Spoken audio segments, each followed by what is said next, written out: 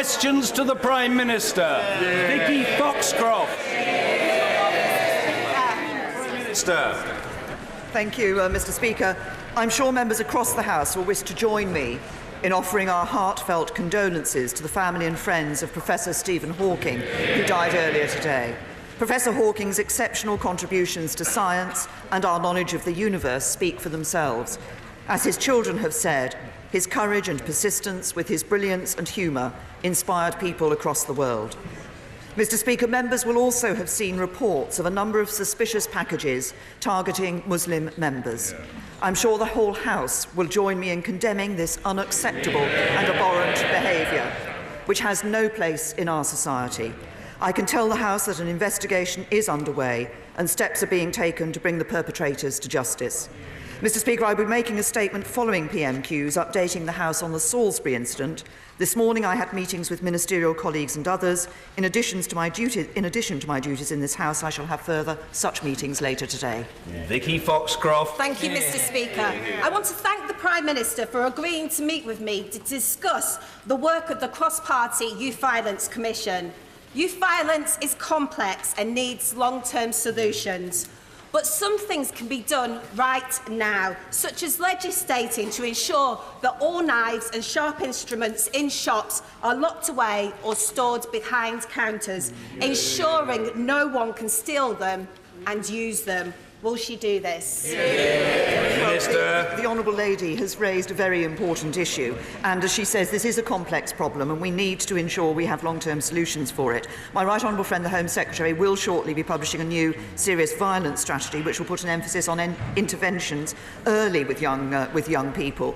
But it's important we have tough legislation on knives, but we also do need to work in partnership with retailers. We have recently consulted on new measures, including restrictions on knives sold online. And in March 2016, when I was Home Secretary, we reached a voluntary agreement with major retailers about how knives were displayed and the training given to sales staff to support action to tackle knife crime. But the Honourable Lady is right to raise this as an area of concern. Alex Burghardt. Thanks, Mr. Speaker. On the subject of Northern Ireland, does the Prime Minister stand by the commitments made in the joint report of December, and will she confirm that we will accept nothing that will undermine the integrity of the United Kingdom? Prime Minister. Can I confirm to my honourable friend that we stand by all the commitments we made in December? We've been clear that our preferred option is to deliver these through our new partnership with the EU, with specific solutions to address the unique circumstances in Northern Ireland if needed. And the work we're undertaking with the Commission will include that on the final so-called backstop, which will form part of the withdrawal agreement. That cannot be the text that the Commission has proposed. As I've said, that is unacceptable. But we stand ready to work with the Commission and Irish governments to ensure that all of the commitments on Northern Ireland made in the joint report are included in the withdrawal agreement. Jeremy Corbyn. Thank you, Mr. Speaker. Mr. Speaker, I, along with the Prime Minister, absolutely condemn the vile messages and threatening packages that have been sent to Muslim members of this House, and also the rise in Islamophobia and the abusive messages that are being sent to Muslim families all over this country. It has to be utterly condemned by all of us, as we condemn anybody that attempts to divide our country by racism or by extremism in any form. I think we just have to stand united with any community that's under threat at any time. Mr. Speaker, I'm sure the whole House will join me in supporting what the Prime Minister just said about Stephen Hawking, one of the most acclaimed scientists of his generation, helped us to understand about the world and the universe, was also concerned about peace and the survival of the world, but is also a passionate campaigner for the National Health Service. And he said, "I have received excellent medical attention in Britain. I believe in universal health care, and I'm not afraid to say so."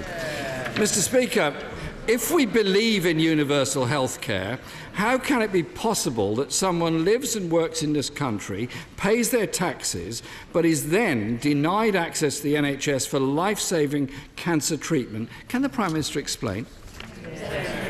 Prime Minister. First of all, join with the right honourable gentleman in saying there is absolutely no place in our society for hate crime or racism, whatever form it takes. We should stand united against such behaviour and such activities. And can I say to the right honourable gentleman that we do ensure, and I'm pleased that we have a good record on the cancer provision that we're making. We now see more people surviving cancer in this country as a result of changes that have been made, developments that have come in the National Health Service than ever before. Of course, we continue to work to ensure that the situation that we're putting, that the treatments that we're making available are the best treatments that we can. I'm not aware of the particular case that the right honourable gentleman has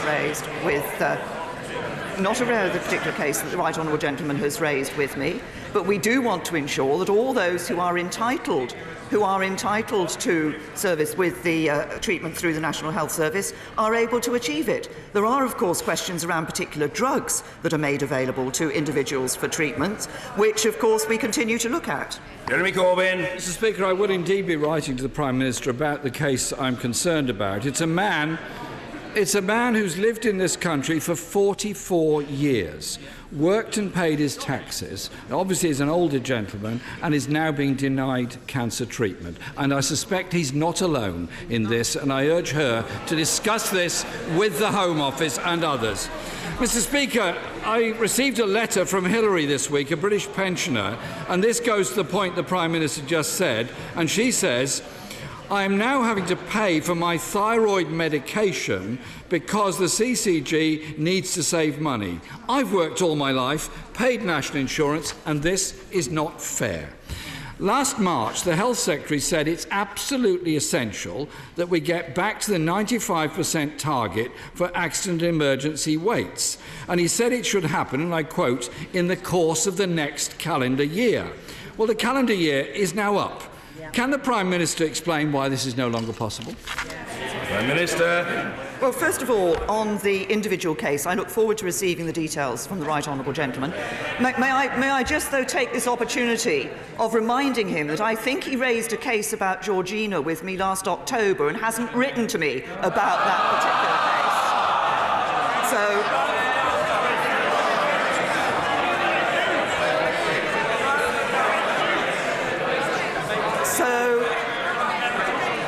So, as I say, I look forward to receiving the details of the case that he has just set out.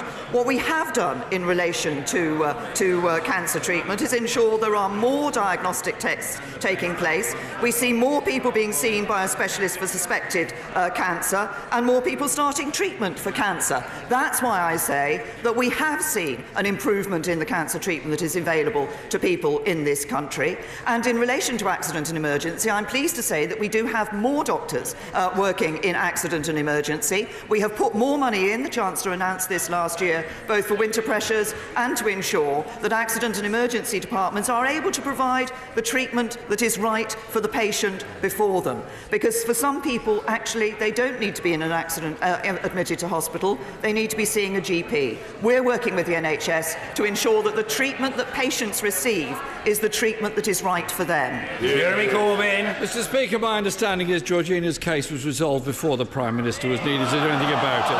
Following my raising it here.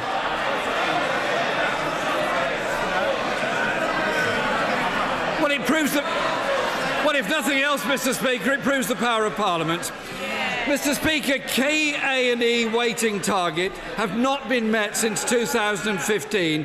NHS managers are saying they won't be met till 2019, and February was the worst ever month for accident and emergency performances.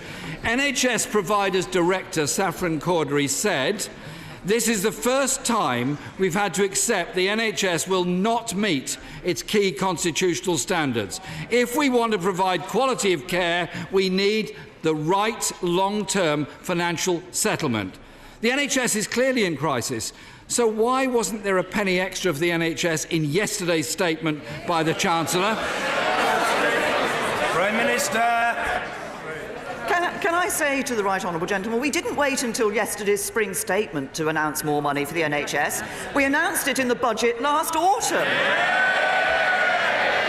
And as As a result of that, the NHS is getting £2.5 billion more in the forthcoming financial year 18-19 and more to fund the nurses' pay settlement when that is resolved. Jeremy Corbyn.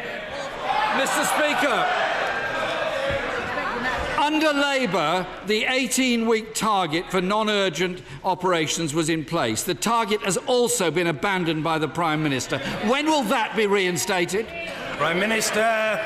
Well, the Right Honourable Gentleman talks about under Labour things that were being delivered. Perhaps he might look to see what Labour are doing in Wales in their delivery on the latest annual data. The latest annual data shows, when we're looking at 12-hour waits in A&E, that 3.4% of patients waited over 12 hours in Wales compared to 1.3% in England. If he wants to talk about meeting targets, he should talk to the Labour government in Wales. Jeremy Corbyn. Mr. Speaker, NHS England abandoned its A&E targets until April 2019. It's a bit rich for the Prime Minister to be scaremongering about Wales while she's abandoned the targets in England. Mr. Speaker, a recent... Order. Lots of questions to get through and they must be heard. Jeremy Corbyn. A recent NAO report states that NHS funding will fall by 0.3% in 2019. People's lives are at stake. Is the Prime Minister really saying A&E doctors are wrong, NHS managers are wrong, Royal Colleges are wrong, health unions are wrong, and actually it's only she that knows best about the NHS? Prime Minister. Can I just point out to the Right Honourable Gentleman, he talks about scaremongering in Wales, and I was pointing out the facts about what is happening in the NHS in Wales. And that's why we do see that's why we do see people in Wales often trying actually to get treatment in England rather than in Wales. But can I also say to the Right Honourable Gentleman, we are putting more money into the National Health Service. We are putting more money into the National Health Service. But what you need in order to be able to do that is to ensure that you have a strong economy to provide the money for the National Health Service. What do we know about the Labour's policies? It would cause a run on the pound, crash our economy, bankrupt Britain, and there'd be less money for the NHS. Jeremy Corbyn. When people are dying because of overcrowding and long waits in our hospitals, I think the Prime Minister should get a grip on it and ensure the NHS now has the money that it needs to deal with the patient demands. In a recent interview, the Health Secretary said of NHS staff, when they signed up to go into medicine, they knew there would be pressurised moments. What they also expected was a recognition, an annual pay rise without cuts in paid leave, proper funding for the National Health Service. And when there are 100,000 unfilled posts, clearly not enough staff around them to share the burden. We started with Professor Stephen Hawking, and he said just a few months ago, there is overwhelming evidence that NHS funding and the number of doctors and nurses are inadequate, and it's getting worse. Does she agree with Professor Hawking? Prime Minister. Once again, I'm very happy to point out some facts to the Right Honourable Gentleman. We have 14,900 more doctors working in the National Health Service. We have almost 13,900 more nurses working on our wards. Why did we put an emphasis on nurses working in our wards? Because of what we saw under the Labour government in mid-Staffordshire. And I just say to the Right Honourable Gentleman this, that what we need to do to ensure that we can provide the funding for the NHS, and we are providing record levels of funding for the NHS, is to ensure that we take a balanced approach to our economy. That's an approach to our economy that deals with our debts, keeps taxes low on working families, and puts more money into our public services like hospitals and schools. Labour's approach would increase the debt. Labour's approach would mean less money for our schools and hospitals, and it would mean higher taxes for ordinary working people, because what we know about the Labour Party is it's always ordinary people who pay the price of Labour.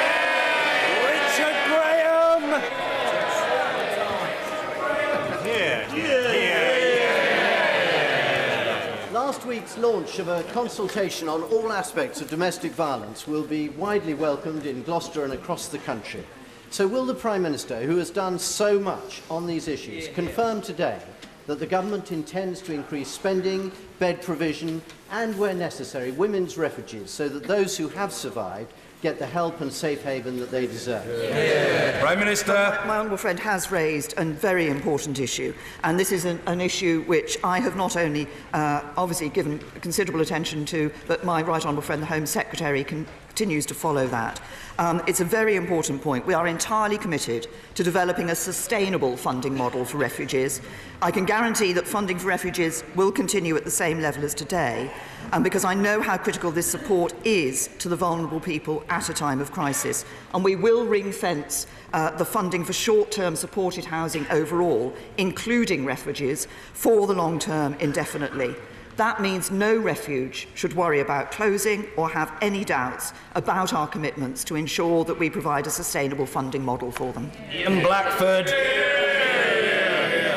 Thank you, Mr. Speaker. Can I associate myself with the remarks of the Prime Minister and the Leader of the Labour Party as far as hate crime and Islamophobia, and of course thoughts are with the family and friends of Dr. Stephen Hawking. Mr. Speaker, for months the devolved administrations have been waiting for the UK Government to table amendments to Clause 11. On Monday, these long-awaited amendments were published, but without the agreement of the devolved governments. Can the Prime Minister tell the House why these amendments have been forced on the devolved administrations? Can I say to the right honourable gentleman, in one sentence he says he was waiting for this amendment, and the reason that we were taking time was because we were talking with the Scottish Government and the Welsh Government, and then we do publish. He complains that we've published it. He really needs to get his story straight. Ian Blackford. Thank you, Mr. Speaker. I would encourage the Prime Minister to listen to the question because it was about agreement, and I'm afraid that answer simply wasn't good enough.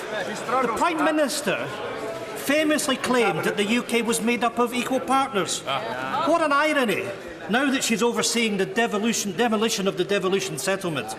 In 1997, the Tories were happy to oppose the re-establishment of the Scottish Parliament. Their clothes haven't changed. Now in 2018, they're happy to systematically destroy the settlement that the Parliament thrives on.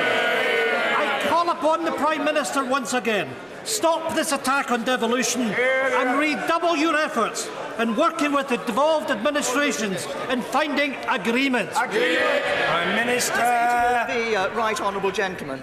This is a government that has actually given more powers to the Scottish Government. This is a government that will be giving more powers to the Scottish Government. Significant extra powers will be devolved to the Scottish and Welsh Governments as a result of the decisions that we're taking around Brexit. But we have given more powers, including, of course, the tax-raising powers. It's just a pity that the Scottish nationalists have chosen to use their tax-raising powers to increase the taxes on people earning £26,000 or more. Jeremy Quinn. Horsham last week held an apprenticeship fair, building on the success which since 2010 has seen a 70% reduction in youth unemployment. Nationally, we see increasing exports, increasing productivity, increasing real wages. Will my right honourable friend again remind the House that it's that sustained economic performance that underpins our investment in our valued public services? Prime Minister. Can I commend Horsham for holding an apprenticeship fair? I think it's very important that we give young people the opportunity for those apprenticeships, but my honourable friend is absolutely right. We can only fund those public services if we have the strength in our economy providing the income for us to be able to do that. And in the last few weeks we've seen manufacturing output which has now grown for 9 consecutive months. That's the first time since records began in 1968. We've seen the best 2 quarters of productivity growth since the financial crisis, and the lowest year-to-date net borrowing since 2008, and of course employment near a record high. That's what Conservatives are doing, delivering a strong economy, new jobs, healthier finances, an economy that really is fit for the future. Jack Dromey. Mr. Speaker, last week GKN workers came to Parliament, typically 25 and 30 years service. Their mums and dads before them working for a British engineering icon 259 years old. sat opposite were the 3 fabulously wealthy owners of Melrose, determined to stage a hostile takeover of their company, break it up and sell it off. Can I ask the Prime Minister this? She told Parliament she would act in the national interest. The next 10 days will decide the future. Will she use the powers that she has to intervene to block this hostile takeover in the British national interest? To the honourable gentleman, as he knows, the Business Secretary has been speaking to both of these companies on an impartial basis. We will always act in the UK national interest. Actually, it's under this government that we've seen the changes introduced to the Takeover Code to provide greater transparency, to give target firms more time to respond. There are a narrow range of scenarios where ministers can intervene on mergers on public interest grounds, but we will always ensure that we act in the national interest. Andrew Salou.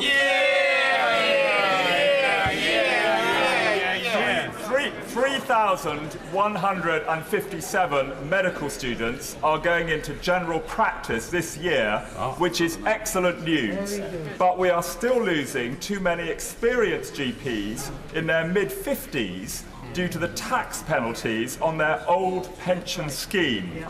Would the government look at a targeted, time-limited exemption on this dedicated group of clinicians who do so much for the health of us all? Prime Minister. I say to my honourable friend, this is an important point. As he will know, experienced senior hospital doctors and GPs who become a member of the National Health Service pension scheme benefit from one of the best available defined benefit occupational pension schemes. And we provide generous tax reliefs to allow everyone to build up a pension pot worth just over £1 million tax-free. But the issue that he's raising is that GPs are not penalised if they work after age 55, but many may have exhausted the generous allowance for tax relief that is available by that time. But I can say to my honourable friend that the Chancellor of the Exchequer was, of course, listening to the question that he raised. Mr. Virendra Sharma. Thank you, Mr. Speaker. The 13th of April this year represents the 99th anniversary of the Jallianwala Bagh in Amritsar in India, known as Jallianwala Bagh massacre, in which more than 1,000 peaceful protesters were murdered by soldiers under the command of General Dyer. Will the Prime Minister join me in commemorating the massacre and meet with me and others campaigning for this shameful episode to be remembered across the UK? Prime Minister. The honourable gentleman has raised a very specific issue and a very specific point, and I will be happy to look at the question that he's raised with me and respond to him in writing. Leo Doherty. Thank you, Mr. Speaker. In my constituency, Farnborough, in the borough of Rushmore, is the birthplace of British aviation and now home to a thriving range of aviation, aerospace and defence businesses, including the Airbus Zephyr. Will my honourable friend, the Prime Minister, join me in extending our best wishes to the Zephyr team as they look forward to making a world record-breaking attempt for high-altitude unmanned aviation?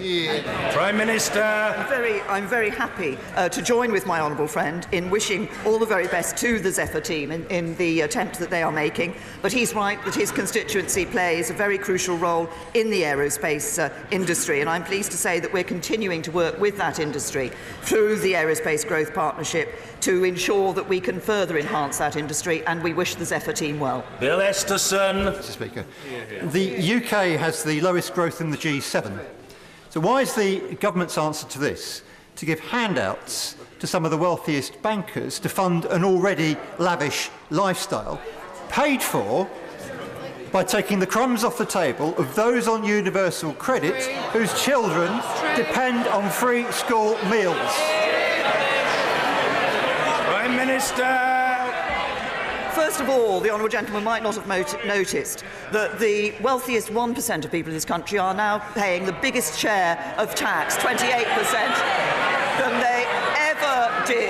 they ever did under a Labour government.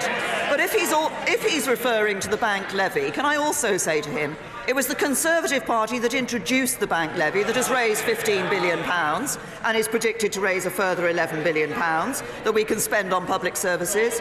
It is the Conservative government that is changing the way we do it, so we do it in a better way. So in future, In future, we will be raising nearly £19 billion extra from the banks over the next 5 years. That's £3 billion more money from the banks to be spent on public services. Neil Parish. Great British food is produced by hard-working farming families in this country. As we produce a new British agricultural policy, does my right honourable friend agree with me that supporting food production in this country is a public good? Yes. Prime Minister. Very happy to agree with my honourable friend the importance of food production in this country. I'm also happy to commend the work of hard-working farmers up and down the country, but also all those who work in our food production industry.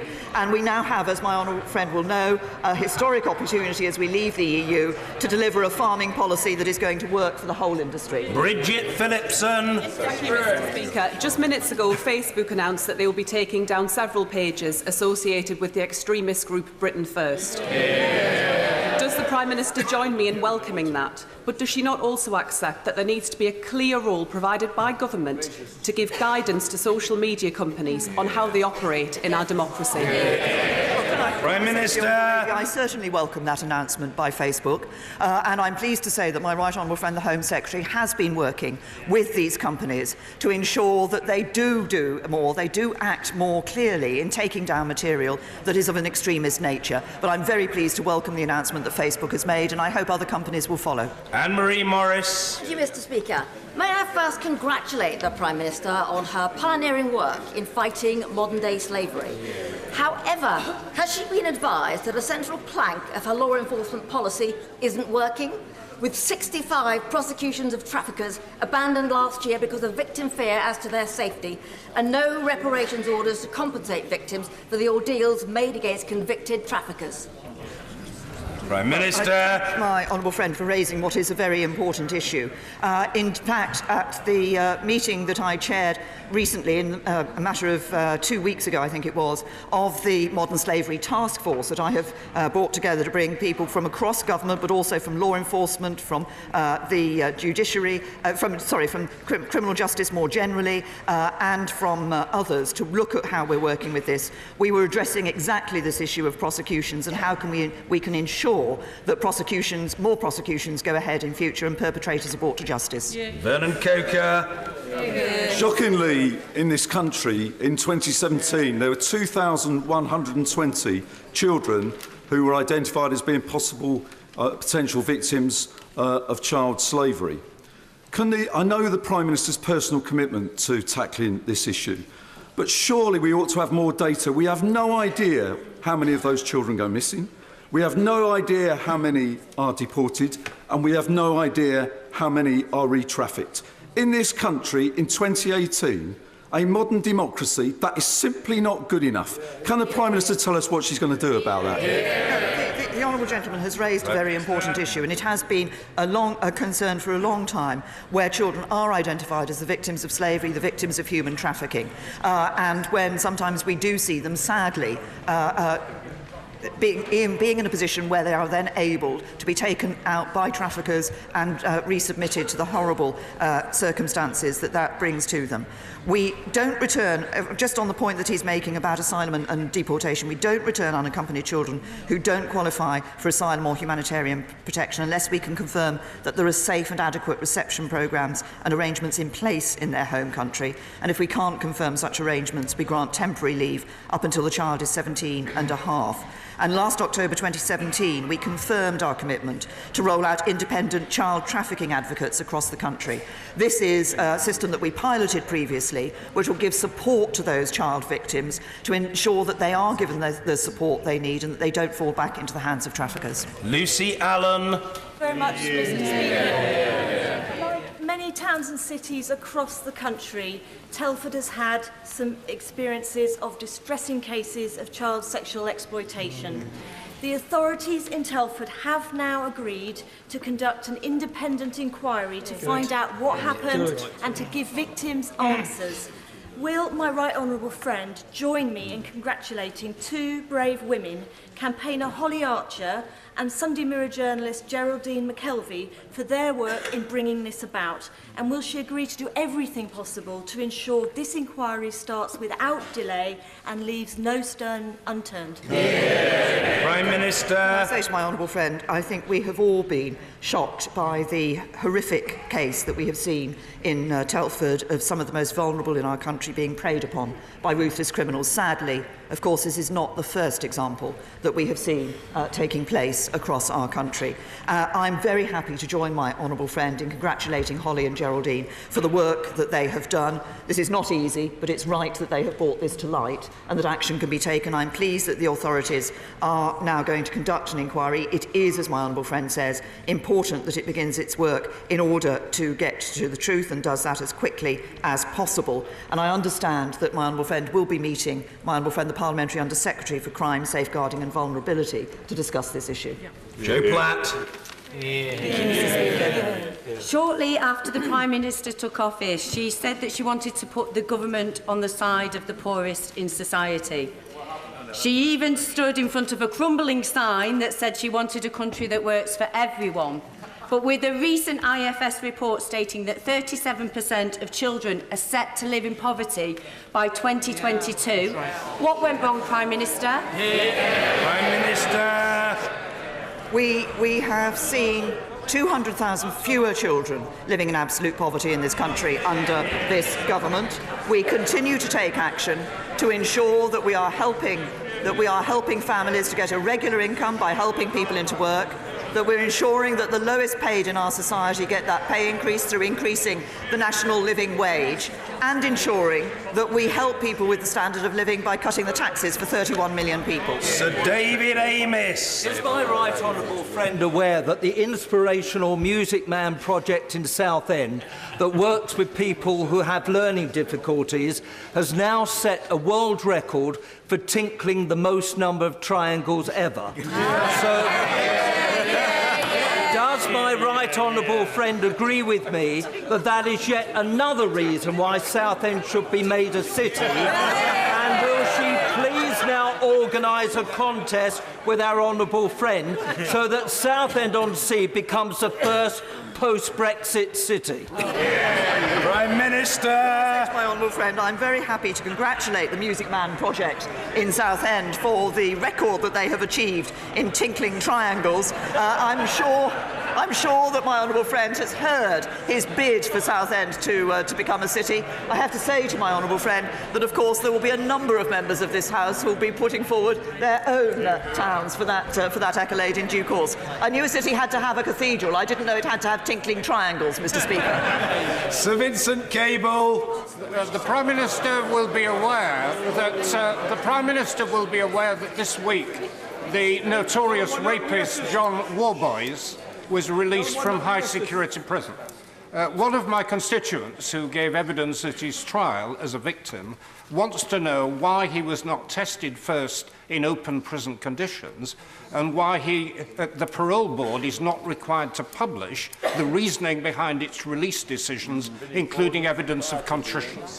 Well, can I, first of all, as the right honourable gentleman will know, there is a case before the courts at the moment, and I understand as part of that case the parole board will be required to explain the reasons why they took the decision. But in terms of the overall issue of parole board decisions and transparency of that, when this decision became clear, my right honourable friend, the then Justice Secretary, now the Chancellor of the Duchy of Lancaster, called for work to be done, which has been continued under the current Justice Secretary and Lord Chancellor, to look at this whole question of parole board decisions and the transparency around them. Heidi Allen. Thank you very much indeed, Mr. Speaker. Thank you. I am immensely proud to have the world-leading research and teaching hospital of Addenbrooke's in my constituency of South Cambridgeshire. Their scale and excellence means they rely heavily on doctors from overseas. But of late, they've struggled to bring some of those doctors in because of restrictions on the Tier 2 visa numbers. And with applications reducing from the EU too, it's becoming a real problem. Please can the Prime Minister reassure me and my hospital that she's aware of this challenge and she has a plan to address it? Well, can I Prime Minister. My honourable friend, I am aware of that particular issue. Of course, in the longer term, one of the things that we are doing is to ensure that we can train more doctors here in the United Kingdom. But I'm aware of the issue that she has raised, and I will look into it. Laura Smith. Thank you, Mr. Speaker. Last year, the Prime Minister acknowledged that our social care system is broken and promised to fix it. Since then, 2 care providers in Crewe and Nantwich have been placed into special measures, and another is worried that it may have to close due to a lack of funding. What does the Prime Minister say to providers who state the local government settlement doesn't go far enough and that they cannot afford to wait for the government's green paper? Minister. Well, I say to the honourable lady that, as she will know, I have always said that there were some short-term measures that needed to be taken in relation to the pressure on social care, medium-term measures and long-term. In the short term, we have provided more funding for local authorities. £2 billion extra was announced by my right honourable friend, the Chancellor of the Exchequer. We are seeing more money going into social care in local authorities. We, in the medium term, need to ensure that best practice is spread across the whole country. And we also do, as she's referred to the Green Paper, need to ensure that we can develop a long-term sustainable funding model for social care in this country, and that's what we continue to work on. Speaker. It is sadly a matter of public record that RBS and HBOS deliberately asset stripped thousands of potentially viable businesses to benefit their own bank or individual bankers. And evidence before the High Court indicates that Lloyds may also be guilty of the same. Would the Prime Minister consider the calls of the all-party group for fair business banking, which has been endorsed by the Chief Executive of the FCA, Andrew Bailey, for a full public inquiry into this disgraceful scandal? Minister. This is an issue that is of concern to many. Small businesses are the backbone of our economy, and we need to ensure that we do learn the lessons that, from what happened at RBS and HBOS. And as he will know, the FCA has reported areas of widespread inappropriate treatment of firms by RBS, who have apologised and set up a scheme for compensation for victims. There is an ongoing investigation which is continuing to be conducted by the FCA into RBS, and they're also undertaking 2 separate investigations into HBOS. But we will continue to work with the independent regulator and the industry to ensure that small and medium-sized businesses get the support they need. Catherine West. Thank you, Mr. Speaker. Just since Christmas, there have been 5 high-profile gun crimes in Haringey, including one last Thursday when a 19-year-old young man named Kelvin Odunyi was shot in the head with the marksman a pillion on the back of a moped to the entrance of a cinema in Wood Green. We know our streets are plagued by knife crime. Now the intent to kill with a gun takes the epidemic to a whole new level. This can't go on and it must stop. Will the Prime Minister please meet with me and community leaders to put an end to this epidemic of gun crime? Yes. Prime Minister. Can I say to the honourable lady that I suggest that she meets with the Home Secretary, who will shortly be publishing a strategy in relation to this issue of serious violence that takes place. We're all concerned about the use of mopeds has been known for snatching, for effectively mugging, and that's something that my right honourable friend, the Home Secretary, had already been looking at and working on with the police. But on this issue that she's raised of gun crime, I'm sure my right honourable friend will be happy to meet her. Mr. Peter Bone. Thank you, Mr. Speaker. Following the question from the right honourable member for Gedling, could I agree entirely with what he said? The Prime Minister has done more than anyone in this House to end the terrible modern-day slavery. But we have one problem, sir, and that is the treatment of child victims. They are put in the care of local authorities, and as the honourable member said, they are then re-trafficked. Could we look at having a system like we do for adults, where safe homes are provided centrally, not by local government, so re-trafficking cannot occur? Prime Minister. Yes, well, my honourable friend follows up the Right Honourable Member for Gedling on an important point about these child victims of trafficking, and I will certainly look at the issue that he has raised. The independent child advocates that I referred to in my response to the Right Honourable Member for Gedling was one way in which we feel we can give greater support to these child victims to ensure that we do not see them being lost to the local authorities and being re-trafficked, because he's absolutely right. It is a scandal when a victim goes into the care of a local authority and then somebody is able to come along and remove them from that care and take them back into slavery. Order.